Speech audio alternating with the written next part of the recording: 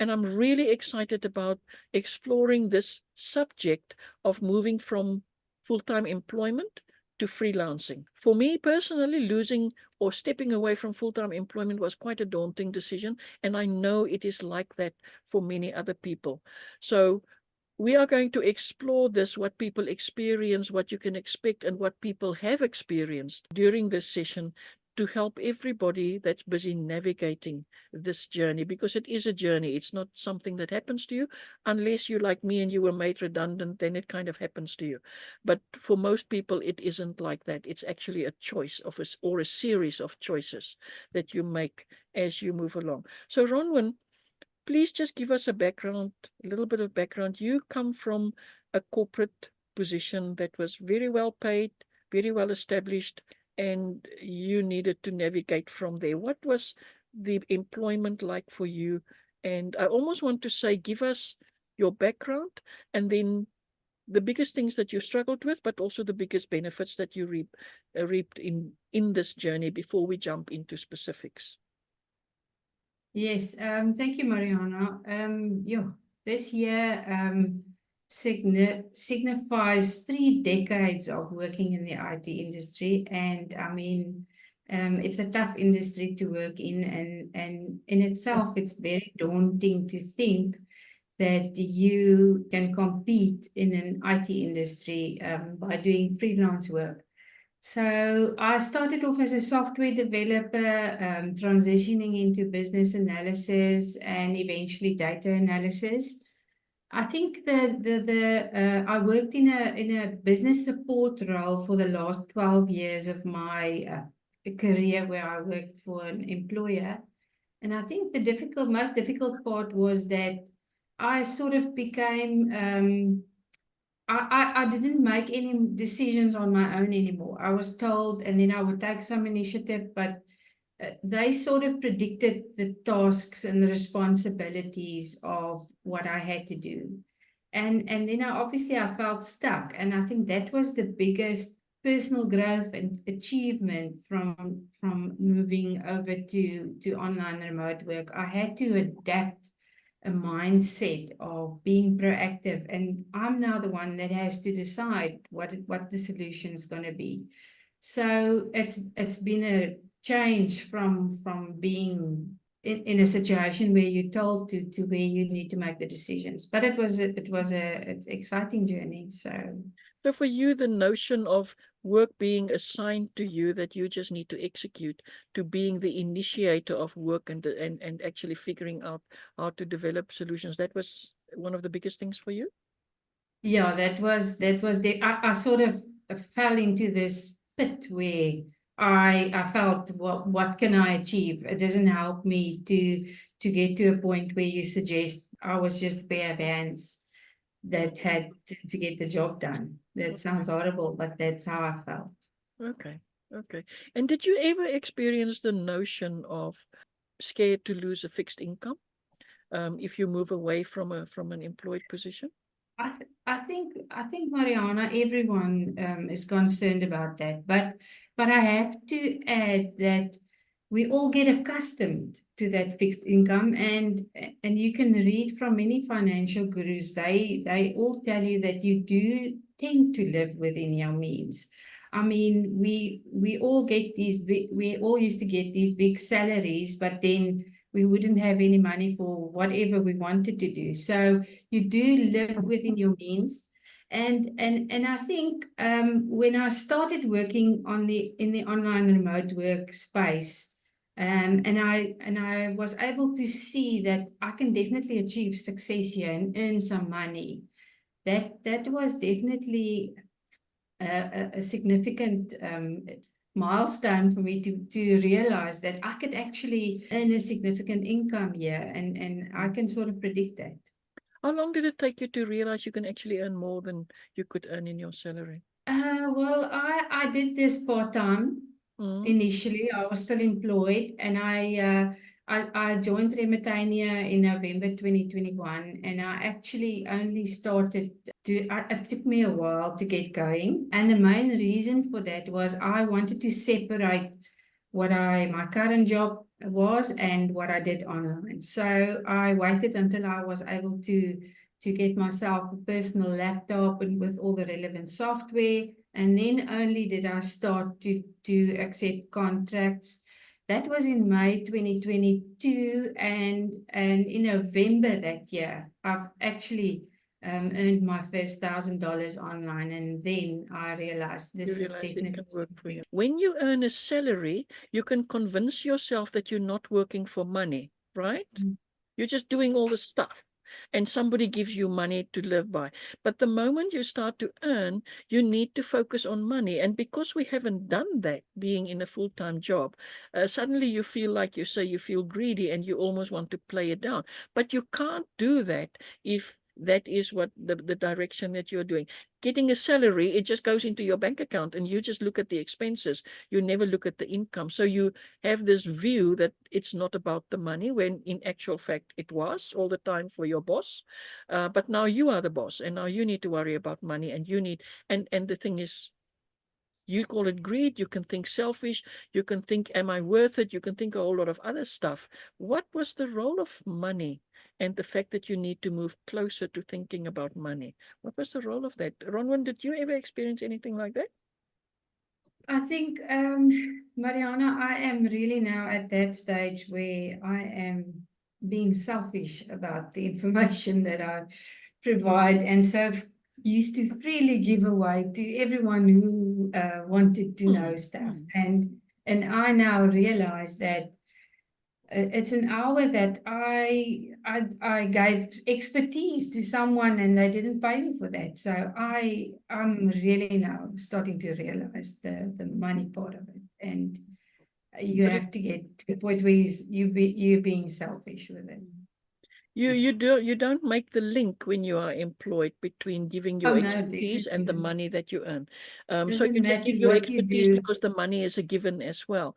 And now Yeah. suddenly you sell expertise for money and it becomes a completely different thing. Was that uncomfortable initially?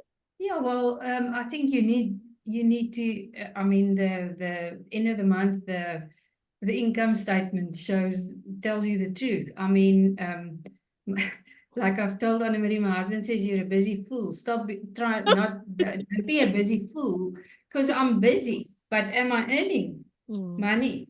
So then you come to a point where I actually have a lot to say, and but that is part of my expertise. Why, if I didn't do something on Excel, why must I not get paid for that?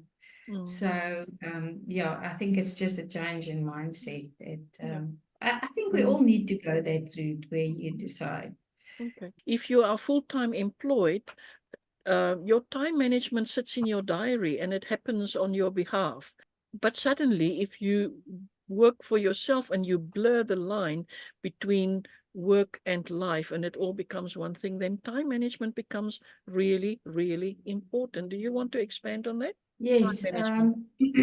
Mariana, interestingly enough, I this December currently live in Abu Dhabi, but I've still got home and everything in South Africa. So I took almost 6 weeks off, and I planned it like that, and I felt so I sort of felt anxious about it, because how can I just take 6 weeks off? But then I remind myself, but I planned it like that. And it was lovely. I enjoyed every minute of it. I want to get back to is that you can always keep on working and earning money.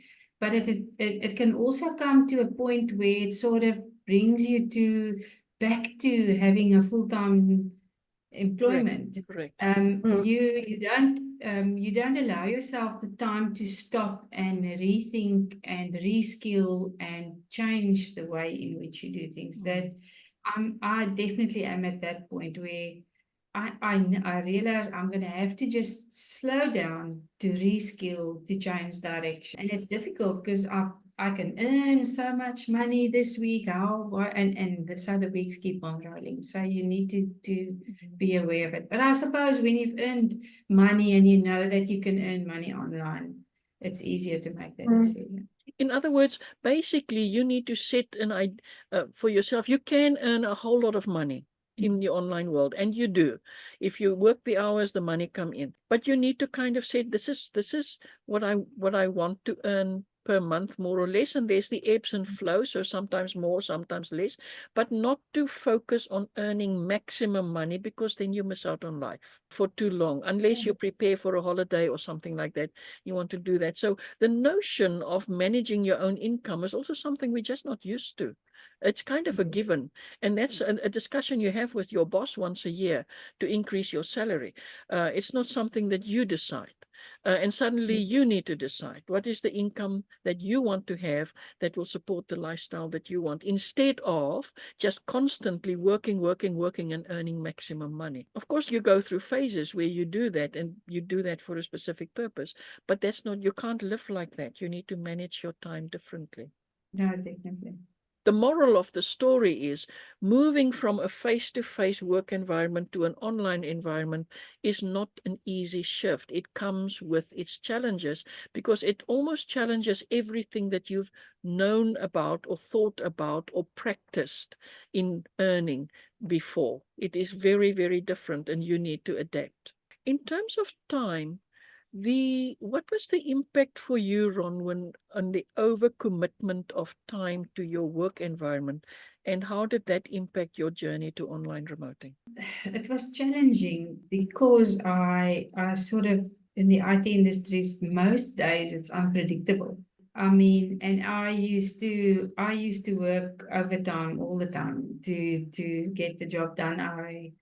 But then you need to get to a point where you have other commitments. I've already made other commitments within the online remote space, and I can't do both. So they're going to be fine if you say no to work overtime on it. I had to manage that, and I had to, obviously, communication becomes crucial in managing expectations, and I think essentially that's all that clients and customers need. They just want to know that you know about their issue and you will address it.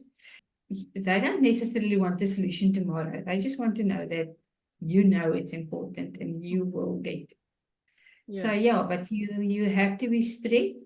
And because I separated the two worlds, I mean, I had my own laptop and I worked on it. It was so easy to get distracted when Anne-Marie would ask for a quick assistance with this and that. And then I decided you just have to be strict on your time. This is now working hours. I attend to work.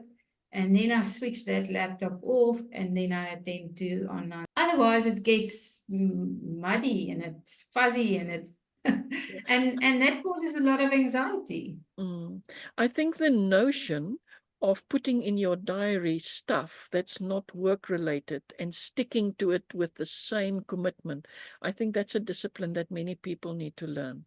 That if you, Yes. for instance, I am working on my online journey from 7 o'clock at night to 9 o'clock at night on a Tuesday and a Thursday, that if that is in your diary, it's an appointment with that. And you can't prioritize something else. You wouldn't do it in your diary elsewhere. That which is in your diary is the one that you're going to execute. And the notion of starting to add stuff to your diary and say no to other things that's not work related is a new thing that we need to learn. We used to only use diaries for work prioritization, but now you need to expand. Also with your online journey, you need to put it in your diary and then stick to it. And also with your personal life, when do you switch off your online remoting efforts? And now I'm actually spending time with my family. If you booked out a day with your family, to prioritize it and not to allow it to come in.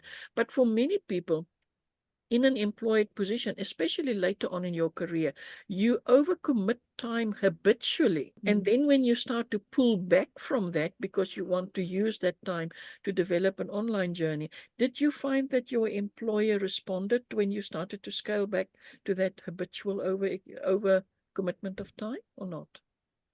I think that initially you allow yourself to be bullied into saying yes for their deadlines and timelines. And I'm going to refer to a recent incident where I actually still did some work for my previous employer. We had a client there and we finished up a project, and they insisted that I work up until end of December. And I just said, I'm sorry, I have been proactively trying to get you to realize that this project's running out and time is limited. I'm not, and I just stick to my guns.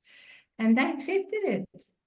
Funnily enough, they accepted my commitment to only work up until a certain date. So I think initially you sort of, oh, they pay my salary, I must do it. I plan my day with overtime. Let's just plan our day with overtime and take a day off on weekends and then Sunday back.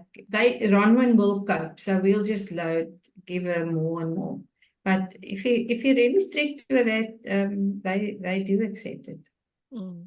Yes, in other words, it's not necessarily that they bully you into it. It is that you just happily walk into it. You just say yes to everything. Yes, And when you yes, start to say no, you don't need to explain it is because I'm busy developing another yes, income stream. You can just say, I'm really prioritizing my life, so I need to really stop with this habit of overspending time and yes. overcommitting time to work. And for the most, employers will respond positively to that. That doesn't mean that if you are willing to overcommit time, they won't make use of it. But when you start to put boundaries And in I place, think, they do I respond mean, to it positively. I mean, it's a negotiation also. I mean, you can't walk away when they really you can see this is going to have a huge impact.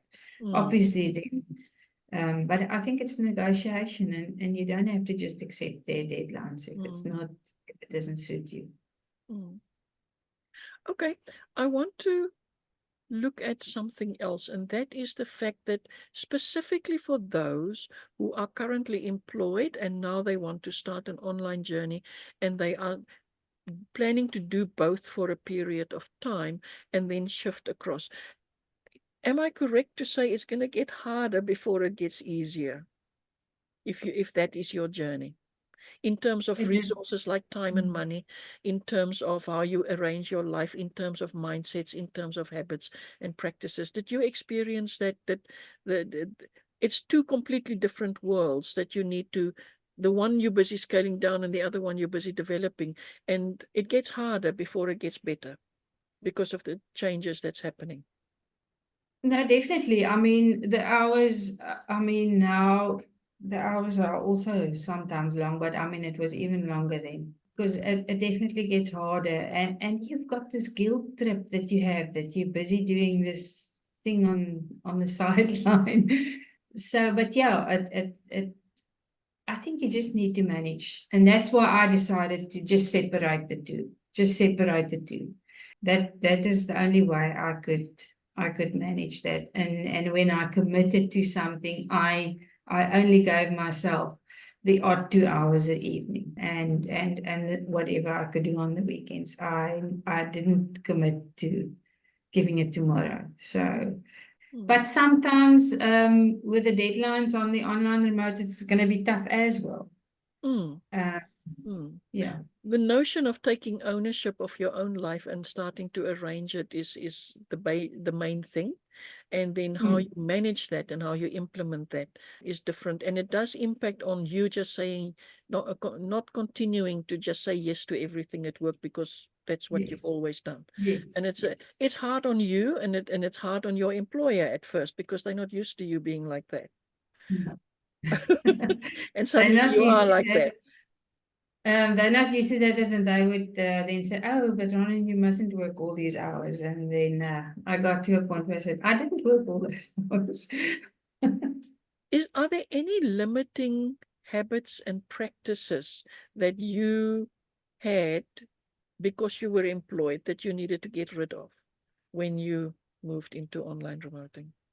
Oh, definitely. I think my whole mindset and self-belief, like I've mentioned previously, I was so used to just being a pair of hands, and now I had to, and then I would do a job online, and then I would present all the possible solutions to the client, and I didn't get any response. And I would think, but why can't they make the decision for me? I had to realize I am not the one that has to provide the solution because I believe and my expertise tells me that this is the solution for this. Mm, So that mind shift of being proactive and taking the decisions. And I had to put myself out there. I had to tell the people, look, this is me. This is what I can do. That I couldn't wait for someone to say, okay, so Ronwin, what can you do and help us on this project? I really had to change the whole way in which I approached work and the solutions and everything. And it all boils down to a self-belief and the validation of my skills. That was a huge personal growth journey for me. And what happened to you during that journey? What were the things that you needed to figure out? I had to figure out that I can do the job. I actually can do, and I am good at it. Yeah, and I love to tell people that, but somehow the people that still employed, they don't hear what I'm saying. That it was actually the personal growth was. I mean, there are no limitations to what I can achieve, and I believe that now. I think what you've just said is really, really important. That when you move online, it's not just a career shift. It is a personal growth journey. It is a professional development journey. It is a life change.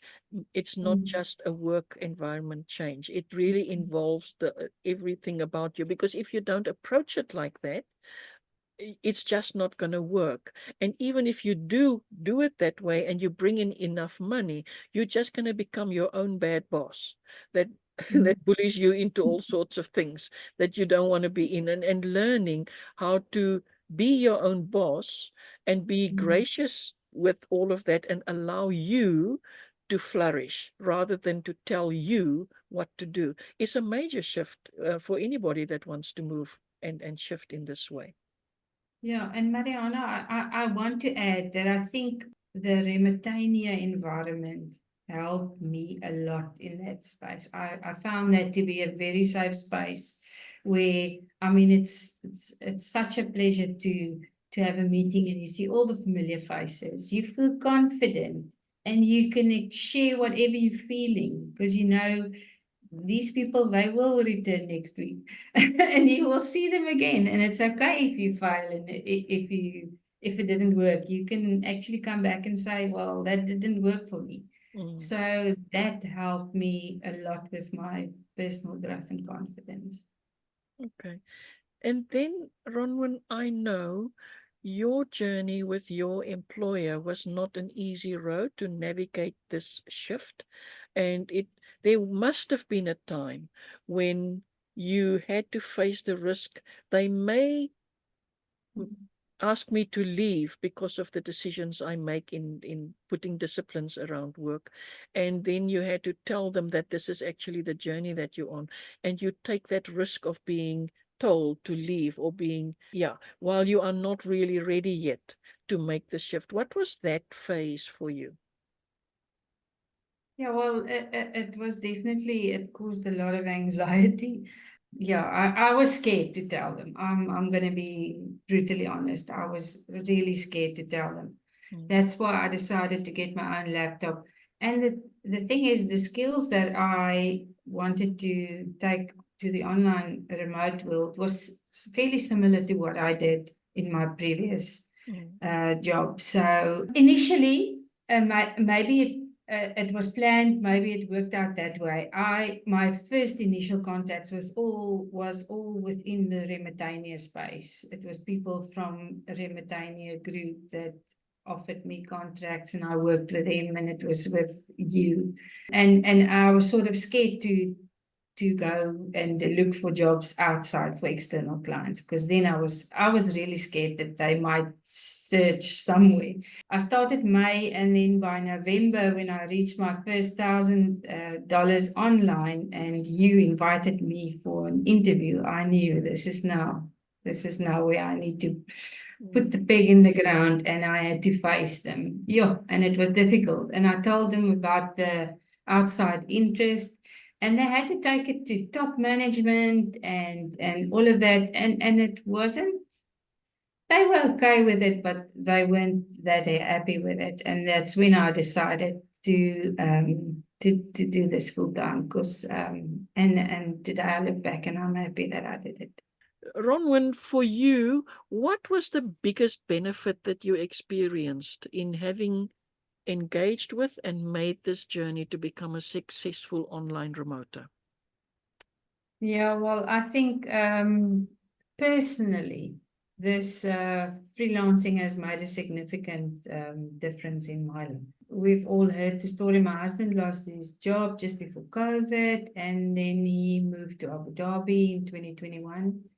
And then I had to really, I was allowed to come and visit and go home, but and then always went home, and within a year of working fully online and part-time, not part-time anymore, I was able to resign and join my husband, and now I come back home when I come to Abu Dhabi. So this has been a game changer for me. And I think if I had to take the skills that I now have and the personal growth, I think if I had to go back to an employer, I think I would give them a lot of grief. So it's been an amazing journey for me. Mm. And I don't look back, and I don't regret anything. And work-wise and income-wise, what changed and what were the biggest benefits? I was fortunate to get a big contract on Upwork, which sort of gave me for 30 odd hours a week. But and this is why I mentioned it before, you need to get to a point where you say, enough now. I feel I want more. So I need to get to a point where they're never going to stop. They tell you this is the end date, and it just extends and extends. So I need to get to a point where I say no more. I want to focus and go into a different direction. Okay. So yeah,